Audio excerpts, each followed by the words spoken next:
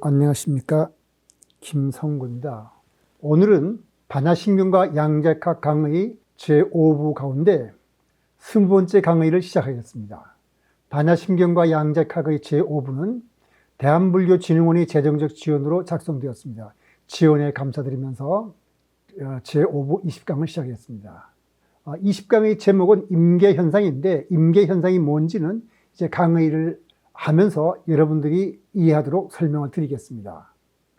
먼저 한번 시시해 보이는 실험 하나를 소개해 드리겠습니다. 바로 모래더미 게임에 대한 실험인데, 이건 페르박과 차오탕, 그다음 쿠르트 위젠펠트가 실험한 건데, 대단히 복잡계 이론에서 유명한 실험입니다. 사실 복잡계에 관한 책을 하나 꼭 꼽으라고 한다면 제 생각에는 아마도 많은 사람들이 이 페르박이 쓴 자연은 어떻게 움직이는가, 이 책을 선택할 거라고 저는 생각합니다. 한번 이 실험의 내용을 설명드리겠습니다.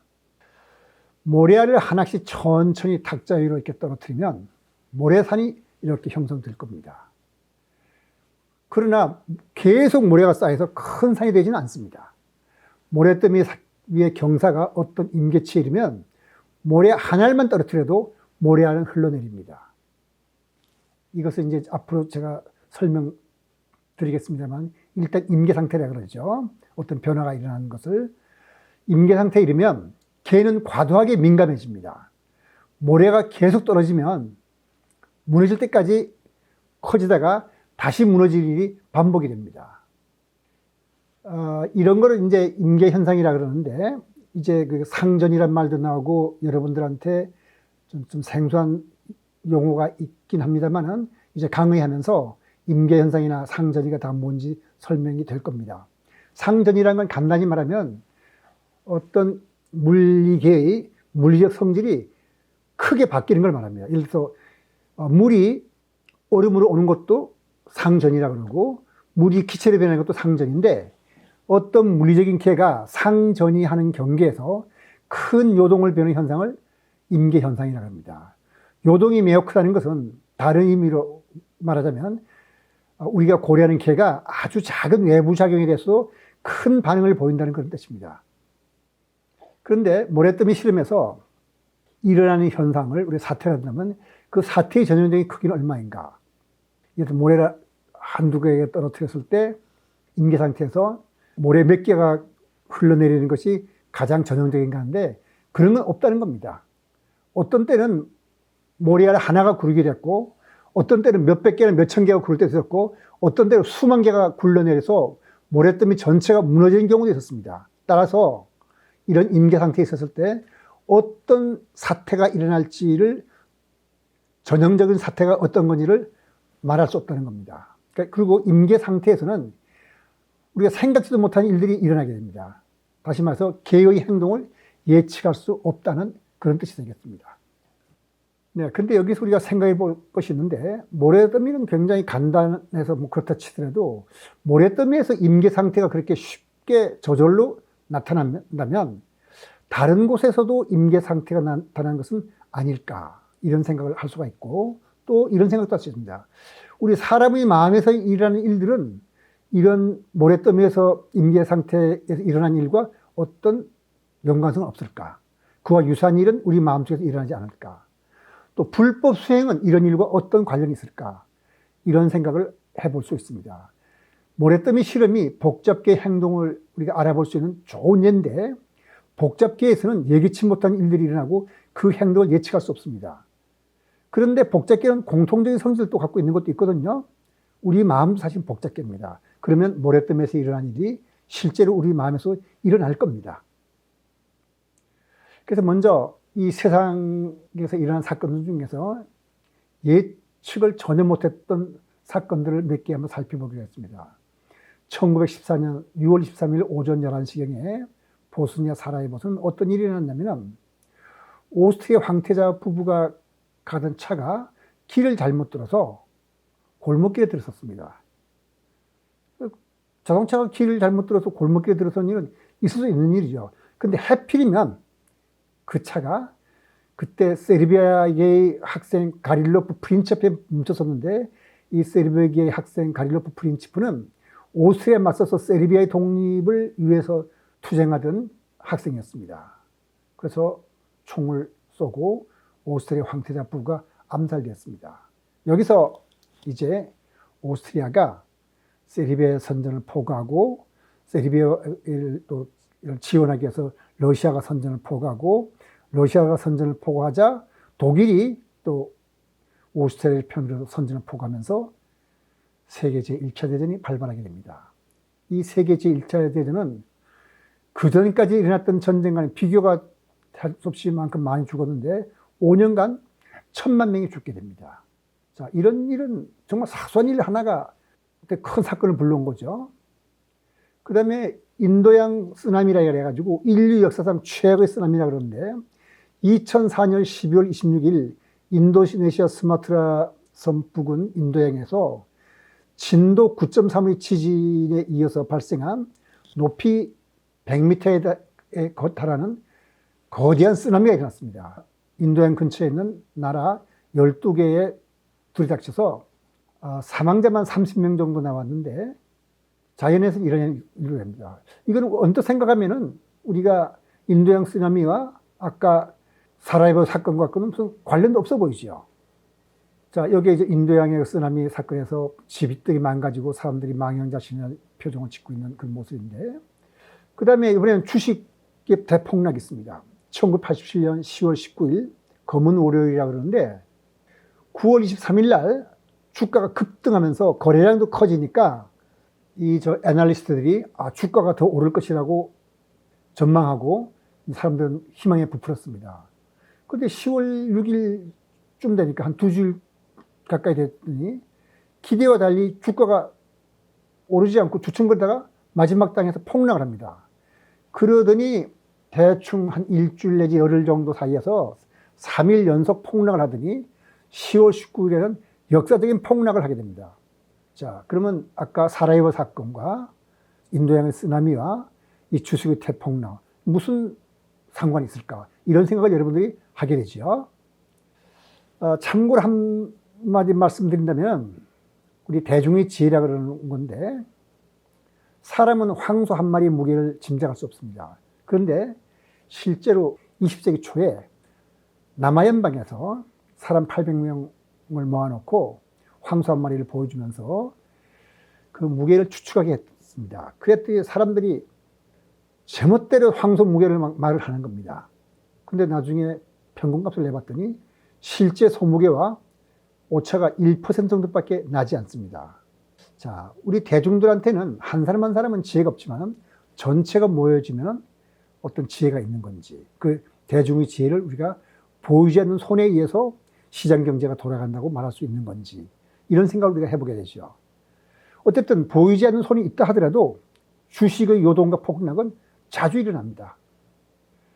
이게 플래시 크래시라는 것이 있는데 급격한 주가 폭락 사태라는 건데 2010년 뭐 지금부터 그렇게 오래된 것도 아니죠. 워드랜드 리드 파이낸셜이라는 회사에서 스탠다드 앤 푸어스 500의 선물을 41억 불어치 샀는데 사놓고 보니까 그 당시 5월 달에 그리스의 채무 수준이 유럽 중앙은행이 정한 한계를 초과했다는 것을 알자 이건 조금 위험하다 싶어서 선물 시장에서 빠져나오기로 결정하고 41억 불은 큰 돈이니까 조금씩 팝니다. 팔았더니 누군가가 파는 대로 사다가 조금 지나니까 너무 많이 샀다고 생각했는지 자기가 샀던 선물 되팝니다. 그러니까 선물 가격이 수직으로 떨어지거든요. 떨어지니까 무슨 일이 일어났냐면은 이번엔 주식 중개인들이 이 선물이 싸졌으니까 사자 해가지고 자기들이 갖고 있는 주식을 다 팔아버립니다. 그래서 돈을 모아서 선물을 하려고. 그러니까 주가가 그냥 대폭락하게 되죠. 그래서 몇 분 만에 다우 평균 지수가 9.2%가 떨어졌는데, 근데 조금 있다가 무슨 일이 있었는지 하는 듯이 잠시 시장은 정상을 회복하게 됩니다. 그 다음에 또 생명의 역사를 우리가 살펴보는데, 지금 제가 네 번째인데요. 그러니까 사라예보 사건, 인도양 쓰나미, 주식의 폭락. 이번 생명 역사 전혀 관계없어 보이죠. 전혀 관계없이 보이는 사건들을 살펴보는 데는 나중에 설명하겠지만 이유가 있습니다.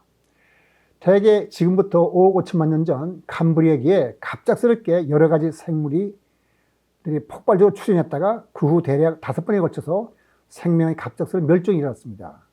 이걸 감브리아기의 대폭발이라 하는데, 감브리아기는 고생대의 첫 번째 시기를 말합니다. 감브리아기는 대강 5억 4,200만 년 전에 시작해서 4억 8,830만 년에 끝나는데, 이때는 해면이나 히드라 종류보다도 복잡한 다세포 생물이 화석이 많이 발견되는 첫 번째 시기입니다.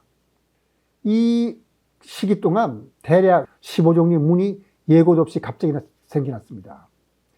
이러한 갑작스러운 생물문의 증가는 다윈이 고민했을 정도로 진화론으로 설명하기 어려운 현상으로서 이를 감브리아의 대폭발이라고 합니다. 여기서 생물을 분류할 때 문이라는 건 뭐냐면은 굉장히 큰 덩어리를 말하는 겁니다. 여기에 지금 제가 보여드리는데, 첫 번째 동물을 분류할 때 개라 그럽니다. 우리가 종이라 그러는 건 참 밑바닥인 거서 세분한 거고요. 개라 그러면 동물계, 식물계 이걸 말하니까, 개라 그러면 그보다 더 큰 분류는 없겠죠. 개 하면 동물계, 식물계, 물론. 그 다음에 그 다음에 문입니다. 그러니까 척추동물문, 절지동물문, 종자식물문. 이것이 이제 강, 목, 과, 속, 종으로 가면서 세분화되는 되는 건데, 여기서 15개의 문이 갑자기 출현했다 그러면 엄청나게 많은 종류의 생물이 생겨났다는 걸 뜻하겠죠. 그러니까 대멸종은 보통 이렇게 5번이 일어나게 되는데, 거기 뭐 하나씩 다 읽어볼 필요는 없군요. 거기서 1, 2, 3, 4, 5, 6 중에서 대개 백악기 6,600만 년 전에 종의 75%가 멸종했고 소의 50%가 멸종했습니다. 그 다음에 세 번째 페름기에는 지구상에 있는 생물종의 96%가 멸종했습니다. 그리고 소의 83%가 멸종했고, 이런 식으로 쭉 5번 큰 멸종이 있었고, 그 사이에도 물론 작은 멸종은 많이 있었습니다.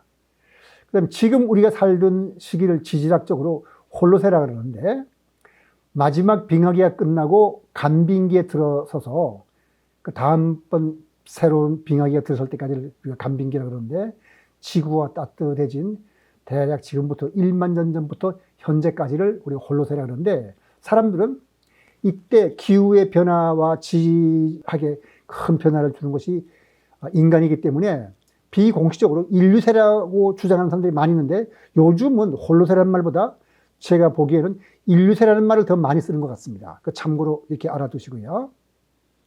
여기 보이는 그림은 아까 그 오르도비스기에서부터 백악기까지 크게 5번이라고 그랬는데, 그 5번 사이에도 크고 작은 멸종들이 많이 있죠.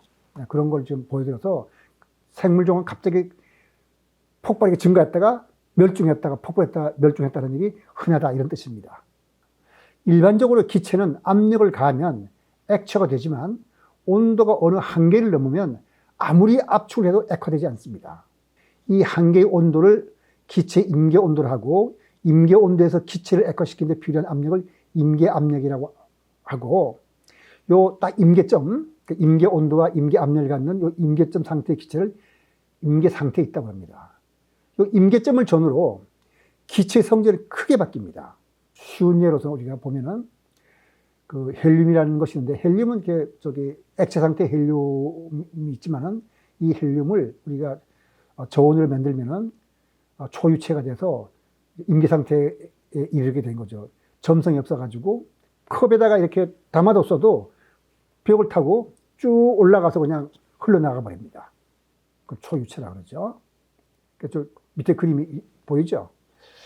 그래서 임계점 이상의 온도와 압력에 놓인 물질 상태를 우리가 초임계유체라고 하는데, 온도도 임계점보다 높으니까 이놈은 아무리 압력을 가한다 하더라도 고체나 액체로 바뀌는 법은 없어요. 그 초임계 상태에 있는 물은 금조차 녹입니다. 물인데도 불구하고, 심지어는 셀룰로스나 다이옥신까지 분해할 수가 있고요. 또한 초임계 상태의 이산화탄소는 여러 가지 물질을 잘 용해합니다.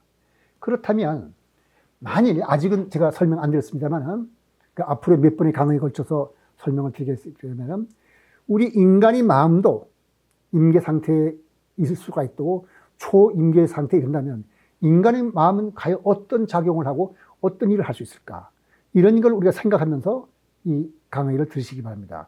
저는 여기서 지금 물리 현상을 가지고 설명을 드립니다만은 물리 현상은 눈에 보이기 때문에 지금 반야심경을 강의하는 거죠. 반야심경에서는 색, 수상, 행식을 말하면서 색이 어떻다 설명한 다음에 수상, 행식, 역부에서 했으니까 물질에서 일어나는 것들이 마음에서 일어난다는 뜻으로 설명하고 있습니다.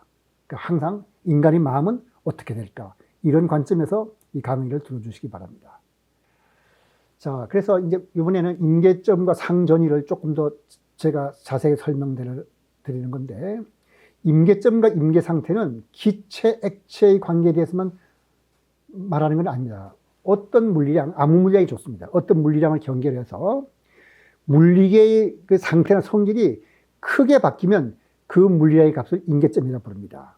임계점을 전후로 해서 계의 상태가 급격하게 변하는 것을 상전이라고 부르는데, 아까는 제가 기체와 액체의 경우에 온도와 압력을 말했습니다만 그거 아니고 다른 예를 들 수 있죠. 그 중에 하나가 자성입니다.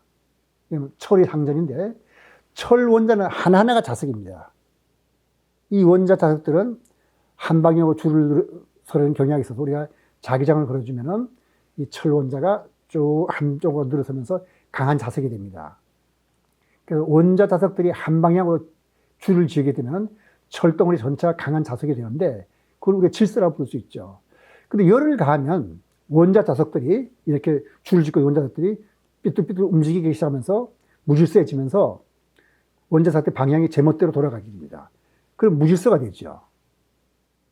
그러면 어떻게 되냐면 온도가 낮으면 질서가 이겨서 그때 우리가 강한 자성을 걸어주면 철에 있는 그 원자 자석들이 한 방향으로 늘어서서 강한 자석이 되니까 질서가 생기는데 열을 가하면 이 원자 자석들이 삐뚤삐뚤 방향으로 뒤트니까 무질서가 이기게 됩니다. 그러니까 질서와 무질서를 갖는 온도의 중간쯤에 질서와 무질서 중 어느 쪽도 상대방을 압도하지 못하는 그런 영역이 있습니다. 여기서 조금만 온도를 낮춰주면 질서가 되고 조금만 온도를 가해주면 무질서가 되는 그런 영역이 있죠. 철의 경우에는 그게 뭐냐면 섭씨 제게 770도를 전후로 그것보다 낮으면 질서, 높으면 무질서 영역이 됩니다. 그러니까 섭씨 770도가 이 경우 임계점입니다. 그래서 770도 근처에서는 조금만 온도가 변하면 급격하게 철의 행동이 변하는 거죠. 그래서 고리하는 시스템이 임계점과 멀리 떨어져 있으면 일반적으로 이 시스템의 구성 요소들 사이에 상호작용은 작습니다. 그리고 이런 상태에서는 시스템의 일부에 외부에서 웬만큼 큰 섭동을 주어도 그 영향이 크게 퍼지지 않습니다. 그러나 걔가 임계점 부분에 이르면 구성원들 사이의 상호작용이 긴밀해지고 조금만 요동이 있다 하더라도 그 영향이 미치는 범위가 급격하게 커지게 됩니다. 그러다가 마침내 임계점을 넘어서 순간 극히 작은 요동이라 하더라도 시스템 전체를 뒤우는 거시적인 현상으로 증폭이 될 수가 있습니다. 그러니까 사라예보 사건 같은 게 여기에 비유하면 그렇게 되죠. 총을 한 방 쏘고 자동차가 길을 잘못 두는 건 흔히 있을 수 있는 일인데 큰 사건이 일어났다는 것은 아마 그 당시에 정치 상황이 임계 상태에 있었나 보다 하고 우리가 짐작할 수가 있을 겁니다. 그래서 우리가 이것을 이제 불교의 그 수행과 비교해서 인간의 마음이 과연 임계점 부분에 있는가를 보면은 쌍유따니까야 그 12품 61번째 경에 이런 말이 납니다. 부처님의 설법에 마음은 끊임없이 변한다. 차라리 이 몸을 자아로 생각하면 변했다. 왜냐하면 너무 자주 변하니까. 우리가 마음이라고 부르는 것은 한순간에 일었다가 다른 순간 사라지며 밤낮으로 바뀌고 변하느니라. 마치 원숭이가 숲에서 놀 때 나무를 오가면서 이 가지 저 가지로 왔다 갔다 잡았다 놓는 것처럼 마음이라는 것은 한순간에 일었다가 다른 순간에 사라지고 밤낮에 바뀐다. 이렇게 바뀐다면 우리가 물리 현상을 놓고 볼 때 이게 임계 상태에 있지 않을까 하는 생각을 할 수가 있겠죠. 사실 그렇게 생각할 수가 있습니다. 왜냐하면 마음의 작용은 부처님이 말씀하신 대로 예측할 수 없거든요. 근데 우리가 적어도 부처한테 배운 거를 보면 인간의 마음에는 미혹과 깨달음의 상태가 있습니다. 미혹이라는 상태와 깨달음의 상태가 있는데 이 상태는 크게 다른 것이 아니라 어느 순간 깨달은 순간 우리가 도노라고 그러죠.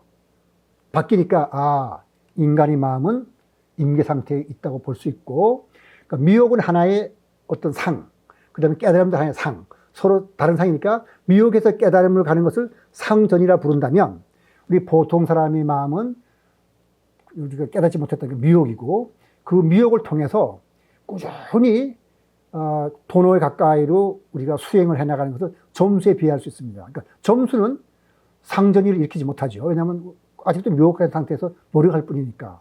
큰 변화는 없는데 어떤 도노라고 부르는 임계점 상황에 이르는 순간 마음이 확 바뀌어서 깨달음을 가니까 이것도 결국은 물리계와 행동과 별 차이가 없네요. 그러면 사람의 마음도 임계 상태에 있고 미혹과 깨달음이라는 상전이가 일어날 수 있다. 이렇게 보고 바로 상전이를 일으키는 것이 도노겠습니다. 정리를 하자면 이렇게 말씀드릴 수 있겠습니다. 임계점을 끌고 가는 과정이 점수라고 할 수 있습니다. 점수 없는 도노는 불가능합니다. 수행 없는 깨달음은 없다고 봐야 될 것입니다. 그래서 점수와 도노는 둘이 아닙니다. 도노는 수승한 것이고 점수는 도노보다 못한 것이 아닙니다. 목표 달성과 목표 달성을 위한 과정을 분리할 수 없기 때문에 그렇습니다.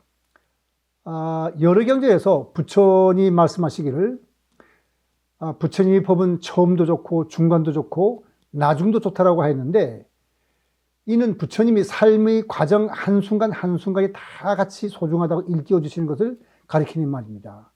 과정을 무시하고 결과만 중시할 때 무슨 일이 일어나겠습니까? 아제 바라제는 걸음걸음 정성을 다해 나아가자는 그런 뜻을 담고 있습니다. 이제 오늘 강의는 여기서 마치고 다음 제21강에서는 되먹임과 마음작용에 대해서 살펴볼 것입니다. 되먹임과 마음작용도 결국 복잡계와 카오스를 살펴보기 위한 준비 단계라고 생각하시면 되겠습니다. 오늘 강의 여기서 마치도록 하겠습니다.